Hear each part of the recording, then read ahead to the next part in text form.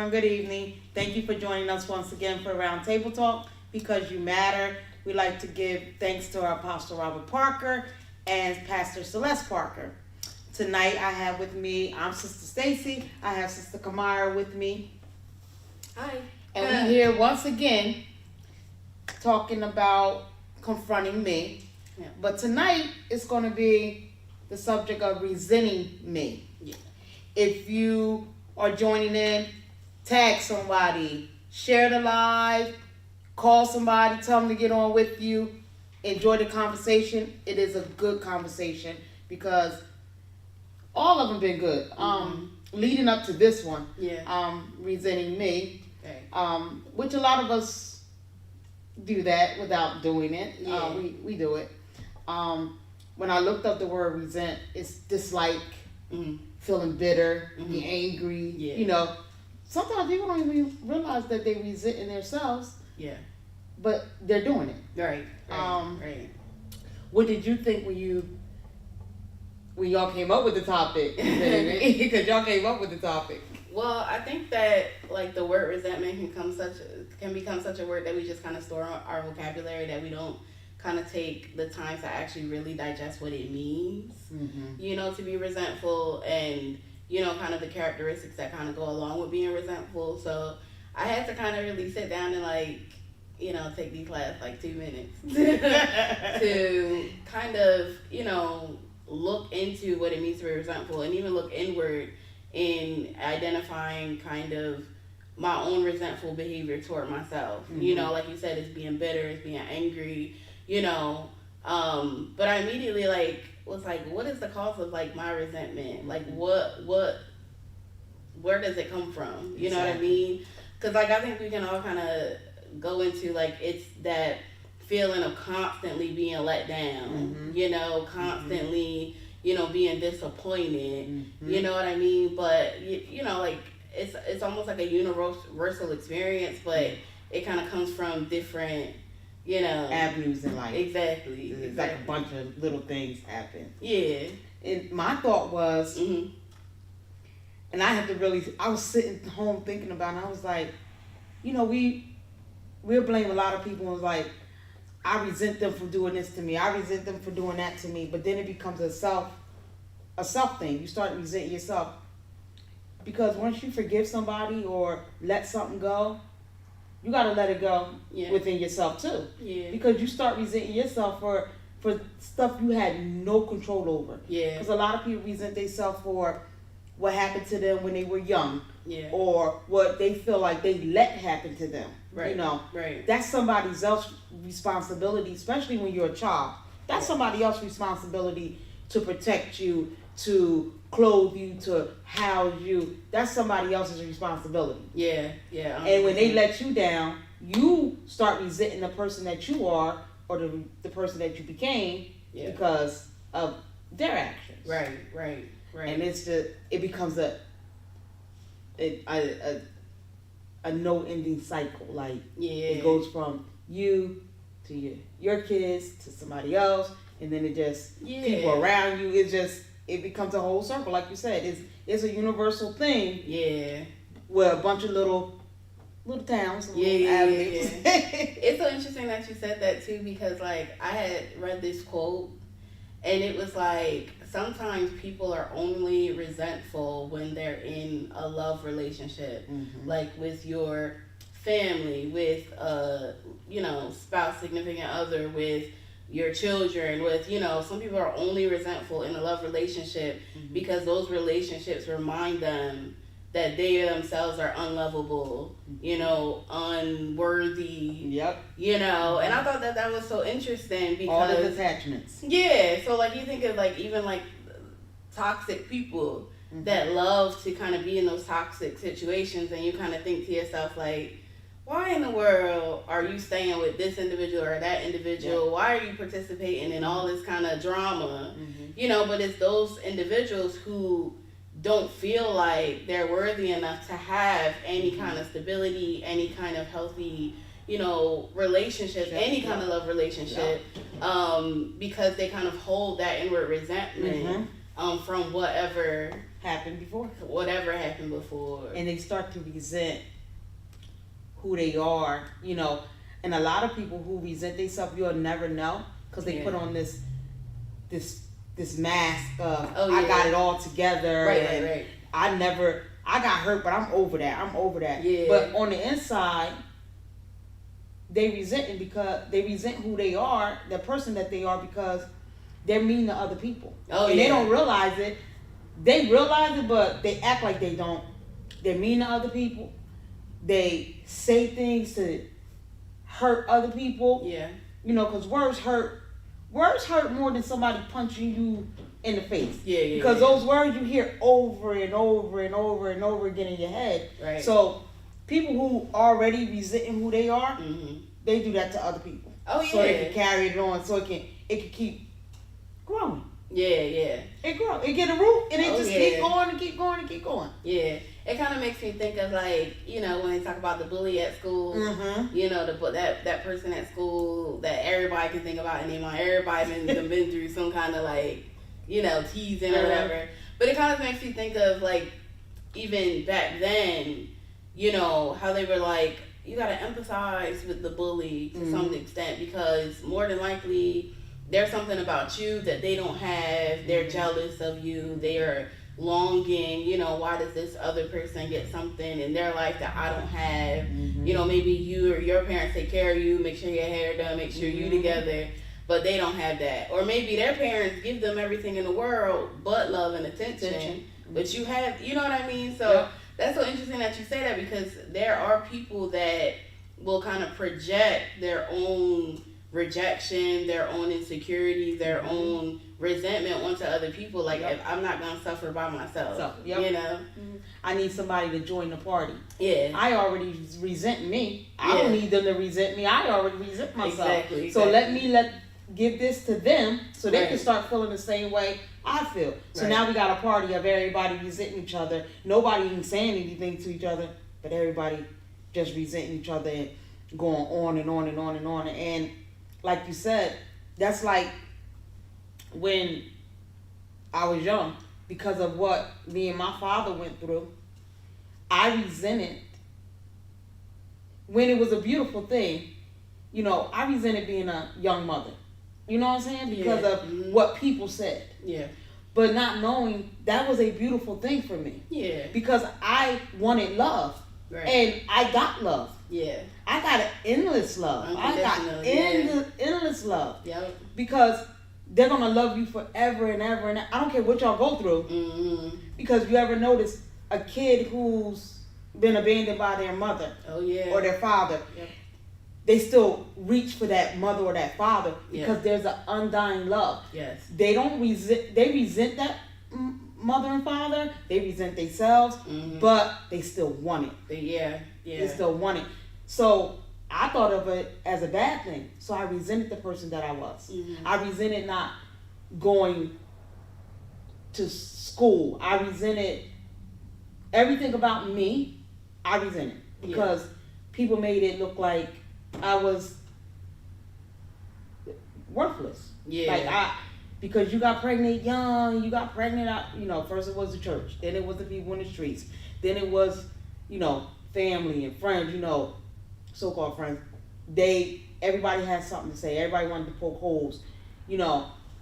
But then you think about it, I had to sit back and analyze some of the people that said some of the things. Because just because you didn't become a young mother or young father, what did you do with your life? Right. You know what I'm saying? Yeah.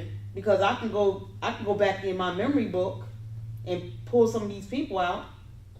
You got infested with drugs, couldn't get out.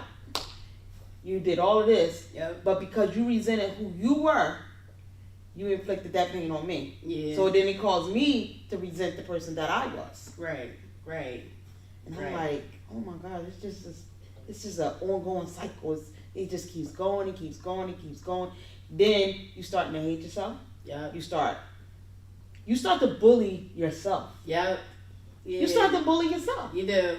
Yeah, because you don't feel like, and it was so interesting. There's something else that I read clearly I'm always reading something. But it was something else that I read where it was like, it is almost like a 2-year-old mentality to do the blame game. Like 2-year-olds do that, And it's almost like when you're in this cycle of resentment, you're kind of stuck there where you're blaming, yourself. You know what I mean? Mm-hmm. And they were like, one way to kind of combat that train of thought is to, instead of staying stuck in that cycle of resentment, they were like, you have to practice self-compassion. Mm-hmm. You know what I mean? Like, yes, I did this thing in the past because, me, myself, like, I'm not always thrilled. Mind you, my mom, my parents, they were very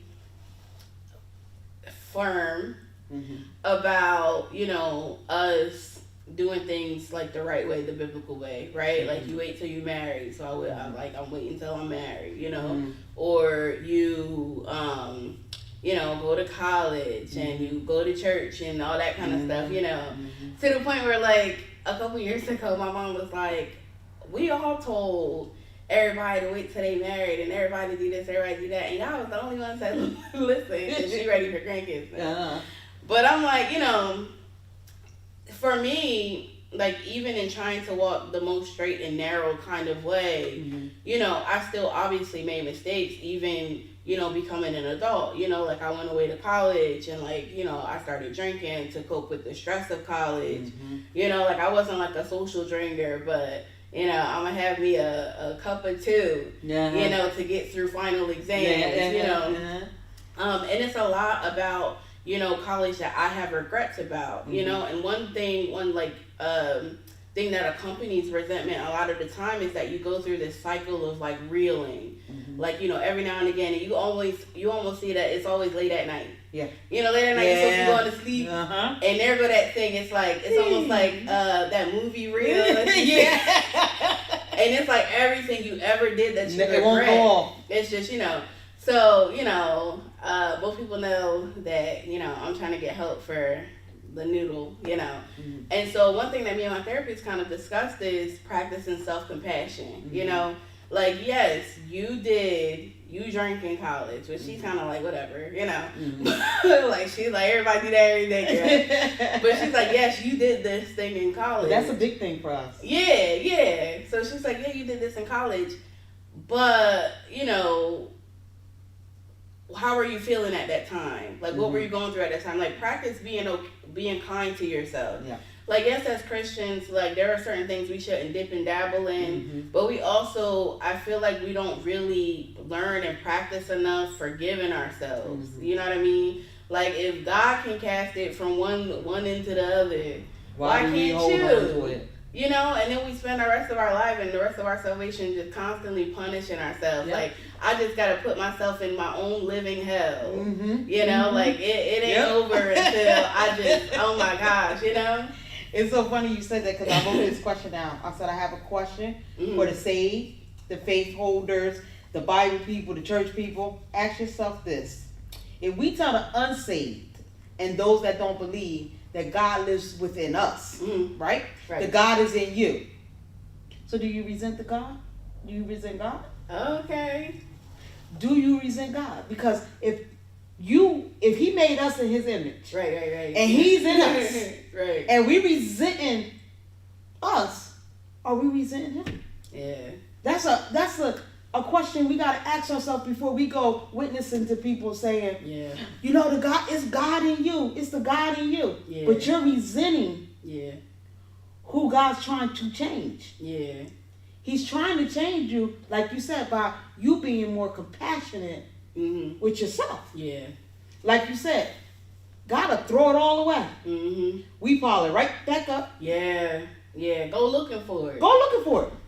Like, you could be, and that's my problem. My personal issue is that, like, there was a one point where I was totally out of debt, right?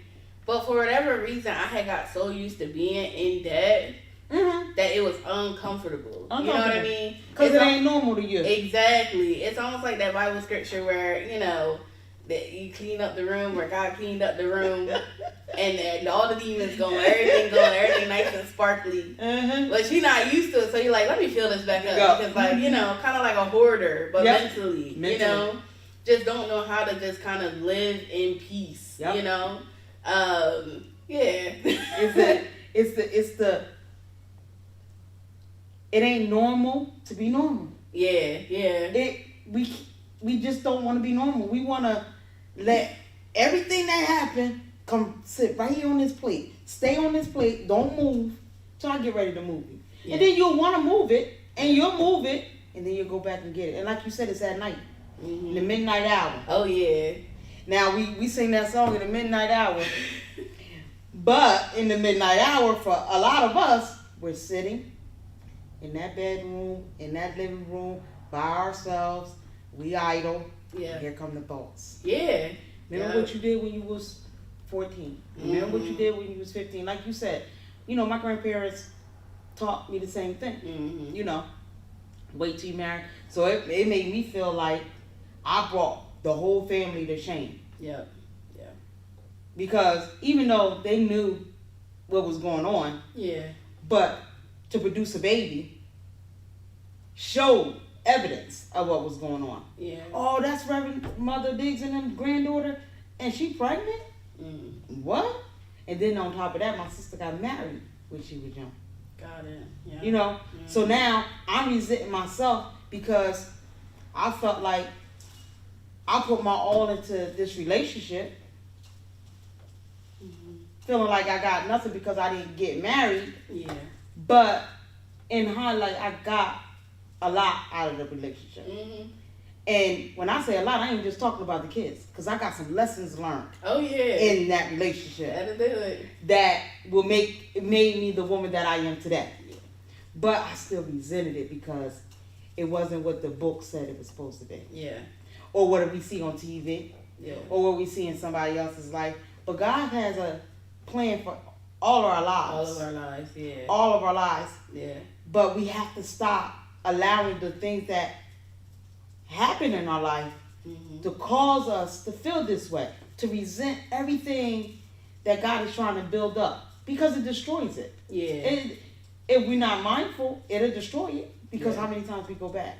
Right. We go back. Like, we'll stay, but we'll go back. Yeah. We'll go back in our minds, in our attitudes, in our demeanor. We go back. Yeah, way back. Way back. And we go back into that depression. I just told Kiki today, now this me being transparent, I told my daughter, not today, but last night, I've been decorating my tree for three days. Usually I'm on the ball, it's up, it's decorated, but it's 3 days. Okay. But I told Kiki, I said, I need to go see a therapist. And she said, why? I said, why? I said, I could feel the depression. Yeah. And me and her were joking about it, and she was like, oh, just go preach. You'll get over it, just go preach. And I was, we laughed about it and everything. But when you can recognize it. Oh, yeah. When you can recognize it and you feel it coming up. Yep. That's where you have to be mindful, because all the resentment that you have towards yourself, the enemy will allow you to use that depression and that resentment to pile up. And now you're sitting somewhere in a corner, not doing the things that you were doing before. Yeah.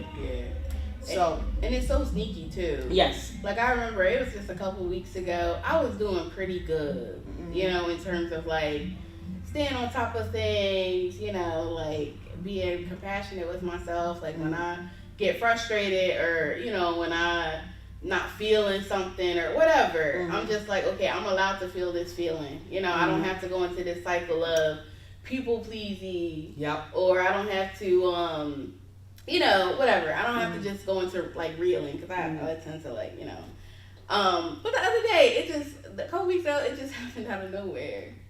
Like, I was exhausted from the night before. It's like a Friday. I was exhausted. No, actually, it was a Wednesday. Wednesday was my last day of work. And then like next day I was just like, all right, I'm gonna rest today, which is like my first mistake, right? Because for me, laying in bed, even for the sake of rest, is just not. You and me both. Yeah. Like, I need to get up and do something. Yeah, I gotta move. Yeah, so that thing, it snuck its way, but it just came over like a shadow. And then I spent the next 2 days just in bed reeling. Mm-hmm. Like, remember when you did this? Remember when this happened? And look at where you are in your life. And like, it just like kept, you know. And he starts showing you snap pictures of other people and what you should have did, what you didn't do. You know, I think about it all the time. I was like, and it always comes back to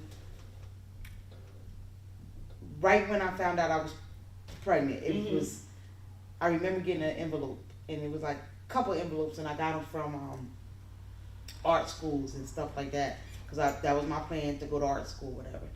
And I think about it all the time. And as soon as I'm somewhere and all of this other stuff coming up, here comes that envelope. I see it in my head. Here comes the envelope. Oh, you should have went there. You should have went there. Yep. Or you see something on TV, you like, how did I get here? Yeah. How did I get here? Oh my gosh. How did I get here? And you know, like a lot of people was like, well, why are you saying you don't want to make cakes anymore? When cakes are my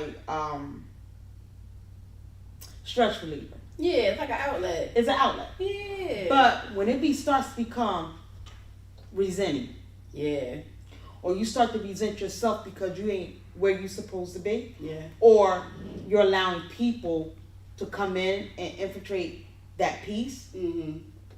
I gotta stop it here because I don't want to resent it to the point where I don't never want to do it again. Yeah.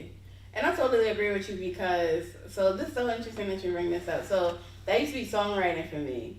Like when I was really young, I was in middle school, I started writing poetry, right? Started writing poetry. And I would just write poetry to kind of get stuff off my brain. You know, I spent a lot of time like alone. And so I was just like, you know, writing. So then eventually I started to sing my poems, right? And then, you know, now I'm songwriting, whatever. But like songwriting initially was just an outlet for me to express something that I couldn't organically express through communication, you know? And so then, you know, a couple people at the church found out that I could sing, and then they found out I could write songs and all this stuff.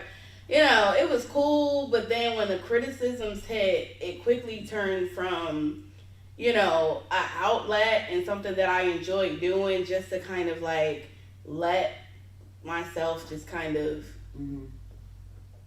feel, you know, to, okay, I have to do all this stuff to make it fit you, you know, and like your expectation. And I'm like, that's not why this started, you know, that's not why I did this. That's not why we did this. This is not why I stepped into this job of making that takes me 14, 15 hours to do. Exactly. Right.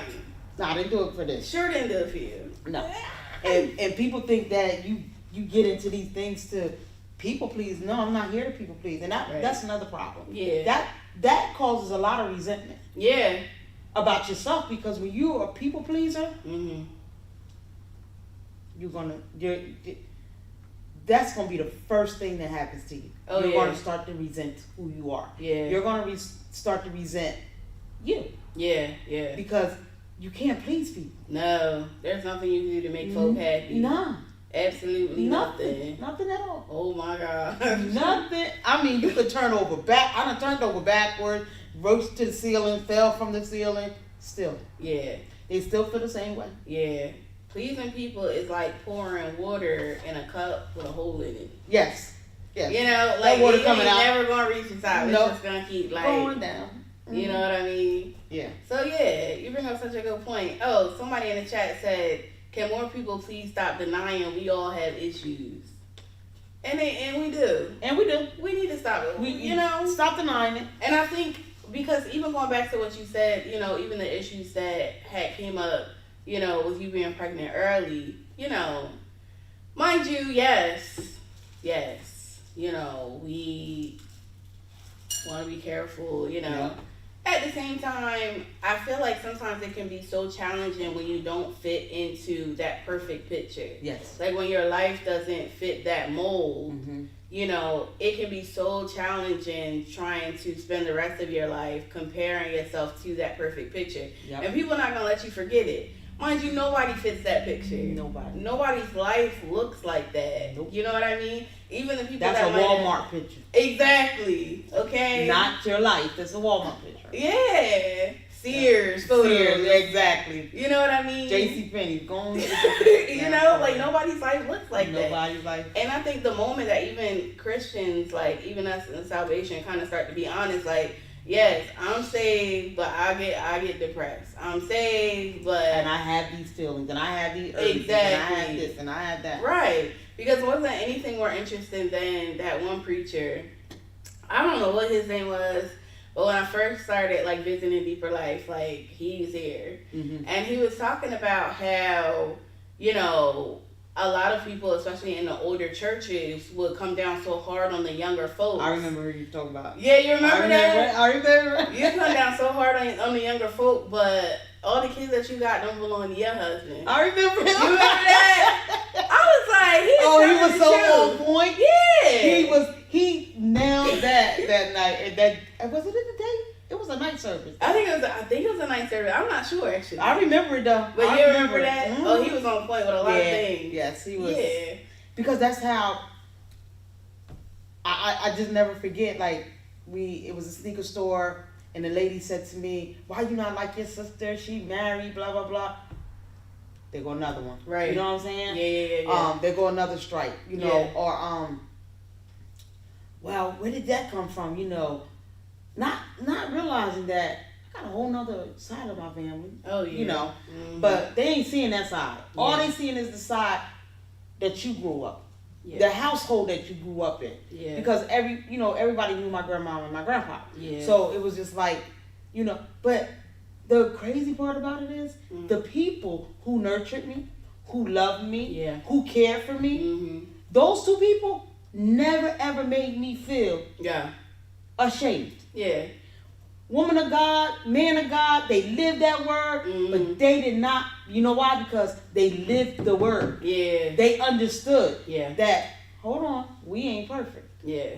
We're not perfect. And you're not either. But God ain't throwing you away, and neither am I. Exactly. And that's kind of what gets me. I was in this long conversation. It was more of a venting, like a really long venting with my sister, where she could only get like 10 words in, you know? But it just drives me crazy sometimes. Like, sometimes I feel like I don't intentionally do it. But my experiences force me to empathize with many different kind of people, right? I might not agree with your life, you know? Like, you might be LGBTQ. You might be somebody that belongs to a different religion or whatever. I might not necessarily agree with everything everybody got going on, right? Because my beliefs are obviously different. However, I'm not going to treat you like trash. Me either. You ain't going to find me in front of an abortion clinic with a sign. No. You know what I mean? No. Because I'm not going to throw you away either. Right, exactly. I'm not going to throw you away. Because I told my sister, I was like, God hates the sin, not the sinner. Exactly. And I was like, I feel like too many times we harp so much on the sinner. You know? Sinner, I mean. Yeah.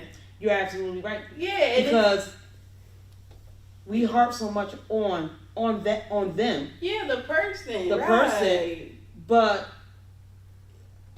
how you gonna lead them to Christ? Exactly. How you gonna change their mind? Exactly. How are you putting in them a resent? Right. Because see, what happens is they start to resent the church. Yeah. And that's what's happening. They start to resent the church. Yep. Because of what certain people say. Yeah. And certain people do. Even in our faith, we have those that feel like they already here. And those of us that are here and they see our struggles, or we're open with our struggles, they want to bring us all the way back down. Right. Because they feel like they up here. Yeah. But seeing, being up here, you're not going to tell me you ain't got no struggles. Yeah. Because the higher you going, God, I know for a fact, the more the enemy comes for you. Exactly. And not what he's going to do is he's going to bring some of them old things back. Yeah. And if you ain't prayed up, and if you ain't fasted up, and if you're not doing what you're supposed to do in God, guess what? They're going to start to overtake you. Yeah. But what you're going to do is you're going to cover them up. Yeah. Instead of dealing with them. Or even shedding light on them. Yes. You know? Like, I feel like if... I'm not saying that you have to tell everybody all your business. You know what I mean? But like... Be truthful. Yeah, you can be honest. You Yeah. know, you can, if you feel comfortable, you can let the person know that you've been where they've been. Mm-hmm. You know, but God still loved me. He still loved you. Yeah, exactly. You know, that kind of thing. I just feel like sometimes we approach things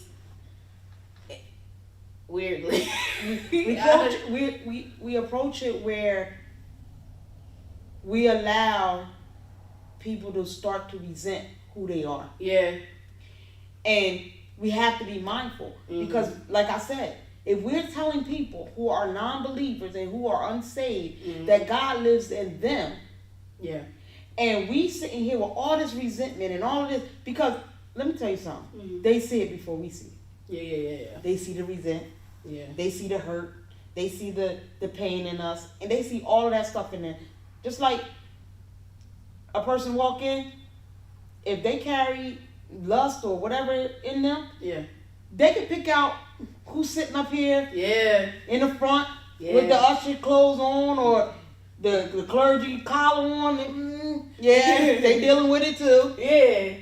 Usually it's the one waving their hand. Yeah, the waving their hand. You know. They saying, oh, they deal with it. Or if they deal with anger, they know that you deal with it too. Right. So now they because you're not open with yourself and you're attacking them, you building up their resentment because they already resent who they are. Right.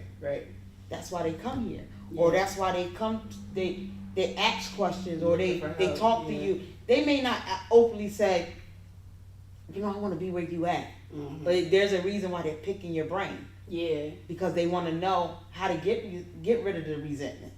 But do we have the answers if we resent ourselves? Yeah, and that's the truth. You know, I like even thinking about that part, you know, I think that sometimes even with me, right? Like I've heard plenty of times, I've gotten a lot of feedback. Even let's go back to singing. Like I've gotten so much feedback. It's like, oh my gosh, like shut up, you know. I still got you in my phone. Oh my gosh.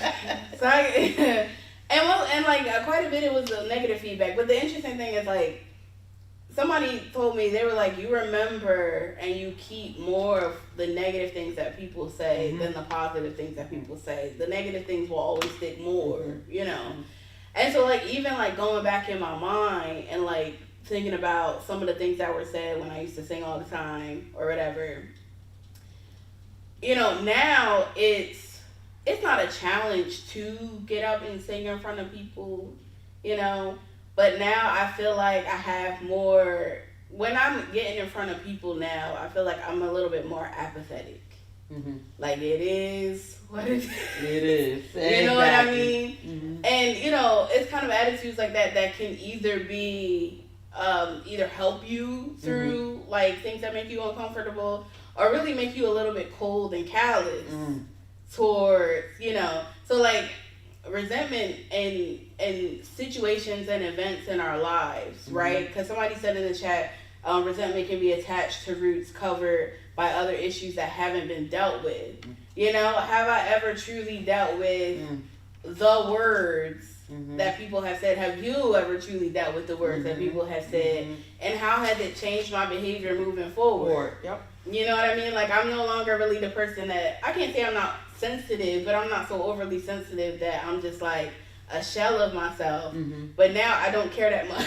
How people got going, I do not care. Exactly. I'm like, okay, you know. It makes you deny who you are. Yeah. When you resent, but like they said in the chat, have you dealt with the things that people have said and done to you? Yeah. Or are you just covering it up? Yeah. Because you feel like, oh, I heal from it. I heal from it. I hear things even to this day. And like you said, you know, you made me think about, I used to resent how I looked. And not because of my weight, because back then I wasn't a bigger girl. I resented myself because of my skin color. Got it. Yep. Because back then, it wasn't a thing to be of a darker complexion. You know, it didn't matter how my body was shaped. It didn't matter how long my hair was. It was my skin. Yeah. And I never forget somebody said to my kid's father, I had went to court, but it was me and my sister. And my sister's very fair skinned, like light. We look exactly alike. She just light, like almost transparent. And we got the same mom and dad. She just really light skinned. Yeah. And he says to the guy, I guess my kid's father asked, was I out there? He was like, as if I wasn't there. Oh, I don't know. But it was this, this fine light skinned chick there. We're sitting right next to each other. Mm-hmm. But like you said, you remember those things. Yeah. I remember, being told you're never gonna be anything. Mm-hmm. You're not pretty enough. Yeah. All those things, and they stay at the surface. Yeah. I think that they're not, but they are at the surface. Oh yeah. Because I don't care what I do to myself. I will look in that mirror 110 times, and I feel okay one minute.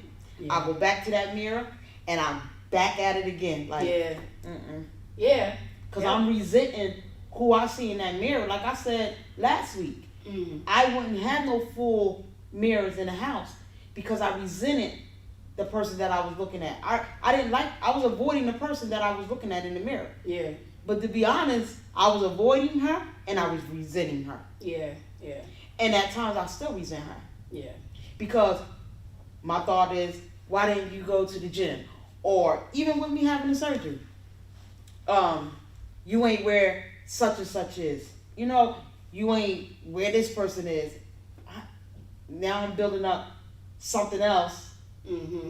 Even after losing 100 pounds, I'm still, now I picked up something else. Yeah. Yeah. That caused me another 100 pounds in my head. Right.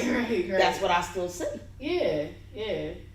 I'm still resenting me. Yeah. Because like you said, because I haven't dealt with the issues of what somebody else said. Yeah. And you bring up such a good point because, like we talked about earlier, resentment kind of comes from like those repetitious occurrences of feeling disappointment or feeling, but it's also can be built up just by feeling invisible or feeling inadequate, like you just don't feel good enough, And I think that even as like black women, especially like darker skinned black women, I'm gonna say, but it can be challenging. Yep. Because especially when I was growing up and even in times before that, people that looked just like us, didn't like themselves or didn't like us, you know what I mean? And didn't hesitate to, express that. Like even thinking about when I was in school, like I've always been darker or like brown skin, but, there was always like somebody lighter. I remember, oh my gosh, that's a good example, right? So I was in like 7th grade, 6th grade, something like that. And, it was middle school, so they had one of the boys in class kind of wrote out a list of who was like the hottest to, the not hot, right? How about that list was light to dark from who was hottest to not hot? And I think them themselves, was the same complexion as me, same complexion as some of the girls they put at the bottom of the list. But they had so much self-hatred, you know what I mean? Because I think that sometimes, like, as black people, we have this, like, internalized hatred of ourselves because, people, especially in society, either kind of associate us with a certain stereotype or associate us with a certain kind of behavior to where it's like, okay, it's not okay to be this. Yep. It's better to be that, because that is more acceptable. It's more digestible. You know what I mean? And we can act the same way, we can talk the same way, but that's just more digestible, you know? So like going through all those years of feeling invisible or feeling inadequate because of something I can't change. Can't change this. You know what I mean? You can't change it. I think I got darker as the years went on. Like... That's like somebody brought up a point about the body shaming thing. And I was so taken back that they was like, it wasn't popular in society to have a body. that they all paying for now. Yeah. Until Jennifer Lopez hit the scene. And I said, yeah, ain't that something? did they just say that Ain't that to something? me? I was like, okay. All right, that's how you feel? Yeah. I was like, wow. Mm-hmm. To think all these years, all these women, Mm-hmm. and it. So now you're making women who already was that way feel like all those years you were invisible. Yeah. It took this woman Oh yeah. to make y'all be seen. Yeah. So now you resent yourself. Oh yeah. Even Because you ain't got that body you had when you was, I don't got it when I was back then, and I don't know. Yeah. Cause it's been years since I seen that body. I put her in the closet and never got her back out. But yeah, and that's how they made me. I was like, wow. Ain't that something? Like these more digestible versions of like even I don't quite understand the BBL craze going on right now. I don't quite get it. You know what I mean? But a lot of people have made a lot of comparisons to that figure and the more natural looking body, and how the more natural looking body has always been either over sexualized, to the point of that's all you're good for. And that's when you resent yourself. You know what I mean? Yep. Or, it's like, well, you ugly anyway. Yeah. Because you died. Yeah. So we rather have that, even though they ain't got nothing at all, Yeah. Which is, you love what you love, you like what you like, whatever. Whatever. But I think the main point is that even in resenting yourself, it can go far beyond your own personal experiences. It can be so societal, so that's why it's so important Social to media, take care everything. of yourself. Yeah. It's so important to take care of yourself. It's so important to take breaks from social media. Like at one point I had to be careful with my algorithm because it was going down this rabbit hole of like slavery talk and all that type of stuff. And as a person whose lineage only goes back to Alabama slavery, I was like, I need to get off of this, because you start to feel like, you know what I mean? To carry that weight. Yeah, like I don't have any kind of culture. And people I don't understand have any that connection. it causes resentment. It does. It causes resentment. It does. You start digging in things and doing all of this and doing it causes resentment. It does. And then here goes a whole trail of things you got to open up. Right. You don't know how to deal with them because you ain't even dealt with the resentment that you already had. Exactly. And now you got this. Yeah. Oh, this topic could go on forever. Yeah. I thank you for joining me tonight. And I thank you all for joining us tonight. We won't be here next week. We'll be here the following week, right? Yes. Starting in December. Starting in December. Please join us. And if you're not busy, join us here at Deeper Life for church Sunday morning. Service starts at 11 o'clock. Again, we thank Apostle Robert Parker, Pastor Celeste Parker, and Because You Matter. The Round Table Talk has been excellent. Have a wonderful weekend, and we'll see you in December. Good night.